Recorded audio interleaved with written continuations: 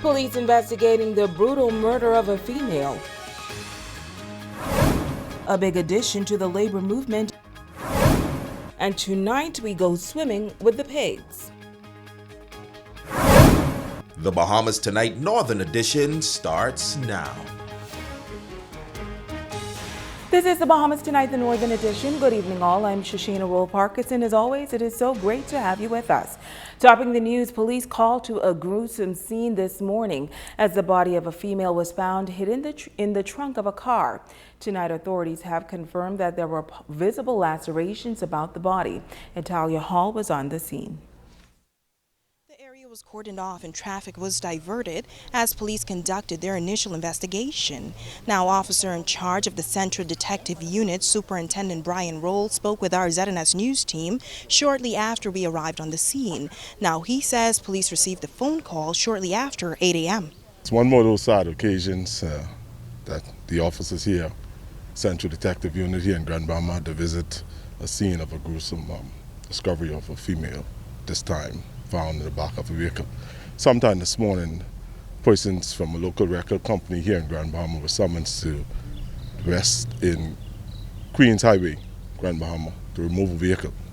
On moving that vehicle, following their procedures, checking the interior of the vehicle, as those persons checked the trunk of that vehicle, they found the lifeless body of a female.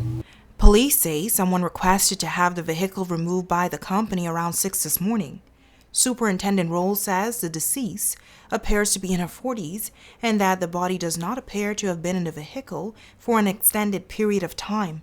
There were visible wounds about the body from the face area downward. She was checked by personnel to VMS and she was pronounced dead here on the scene.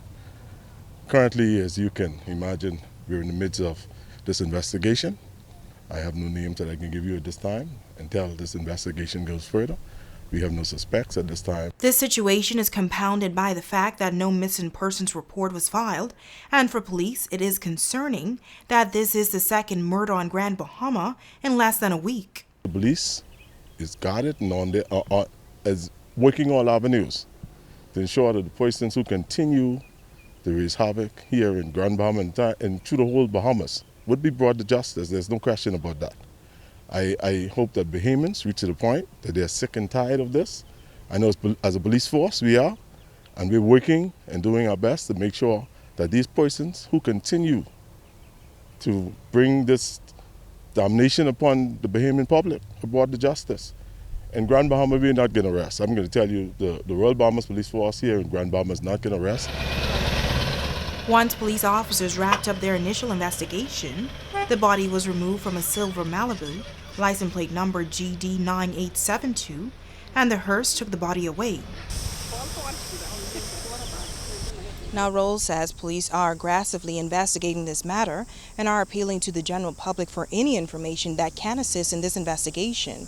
Now, if you have any information, you can call telephone numbers 350-310-7212, 911-919, or call your nearest police station.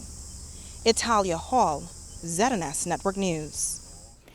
Thanks so much, Italia. Now, this just in, police say they took a 20-year-old male family member of the victim into custody this afternoon. He is assisting police with their investigation into the woman's murder. Meantime, police are still trying to identify the man who was shot and killed on Sunday morning in the area of West Sunrise Highway. Grand Bahama's murder count now stands at 6 for the year. Well, this week marks 1 year since a tragic hit-and-run accident that claimed the life of young songbird Trey Garvey.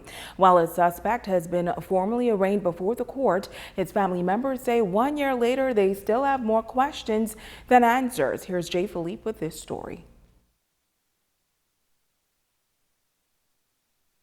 At the exact location where his lifeless body was found, his father says while 1 year has passed, the level of frustration remains unchanged.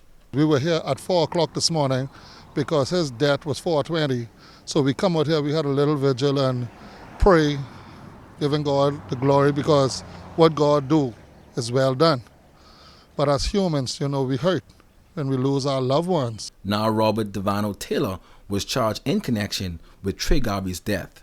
He pled not guilty to killing in the course of dangerous driving, but guilty to driving without a valid driver's license or third-party insurance, and the case was adjourned. But the local activist says he will continue to fight until justice is served. The fact of the matter is that I am not letting no door close on me for my son's death. I have opened doors for strangers, and I've gotten results for them. I am going to make sure my son gets his justice due. But Garvey isn't alone. Lakisha Roxbury, a family member, says she finds it difficult to cope. And I just have to ask God to forgive me. I just get a rage in me because it hurt a lot. It really hurts a lot. As for Trey's mother, Charlene Garvey, she says she simply wants closure. Once they come to the truth, then his soul will rest in peace, and we'll also be at peace with the situation. I'm Jay Philippe, ZNS Network News. Thanks, Jay. Switching gears now, a big addition to the trade union movement on Grand Bahama. The organization is said to be badly needed. Leaders say they hope to focus on educating young Bahamians about rights and freedoms as workers in this country. Megan Shepard explains. President and founder of the Bahamas Industrial General Service Union, calling the formation of this new union an historic day and a new era in trade unionism. He says that the forefathers of this nation fought for many liberties, but he believes that young people today are beginning to give up some of the benefits and values. He shares what this union plans to fight for. It was vacation pay. Now you could look forward to your pension because I get mine next year. Job safety and protection, which is fast becoming a thing of the past.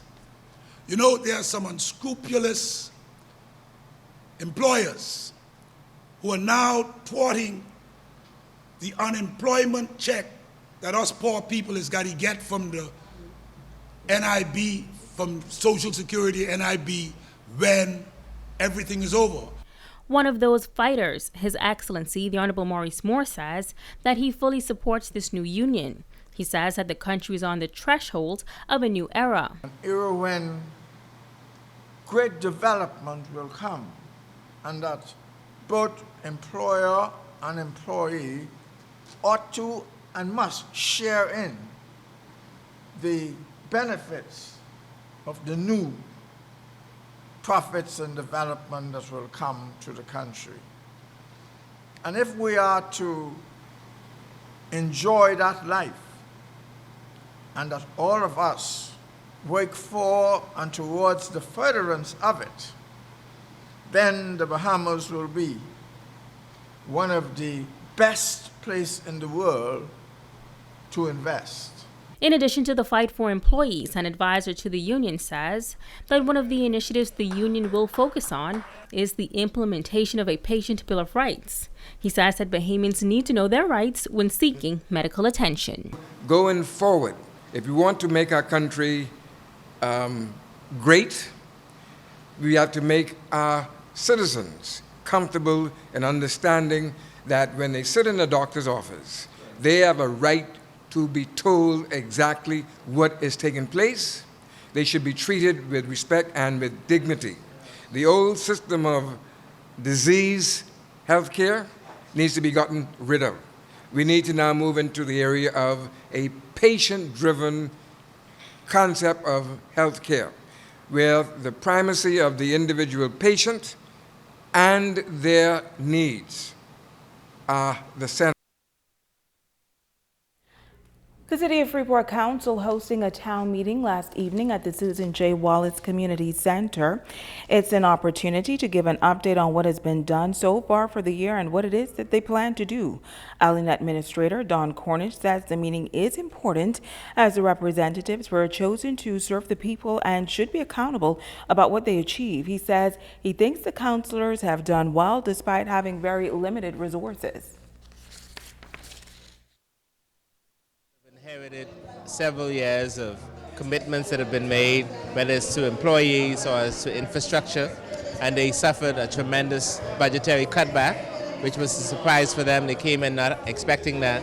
And then, of course, with wear and tear to their facilities, they have the majority of the facilities within the Grand Bahama area. In fact, they have more parks than most islands of the Bahamas combined. And so if you have more than 24 parks and facilities to manage, and your resources are cut back from your previous budget year, obviously that's going to be a major limitation. He says although most of the counselors are new to leadership, he's pleased with their performance. And when you think about the context of how the government wants them to work cooperatively with other agencies, the Port Authority, etc., it's a whole lot to balance. And my job has been to try to help them. Sometimes they get a little frustrated with the administrator because you have to be the restraint and the constraint to prevent them from, making commitments that they cannot maintain. But for the most part, I think, the skill sets have been developing, their capacity has improved, and they've achieved a lot of things that they should be proud of. The administrator says he hopes they develop a management plan for the scope of works for all of their facilities. You're watching the Bahamas Tonight, the Northern Edition. Stay with us. There's more news on the other side of the break.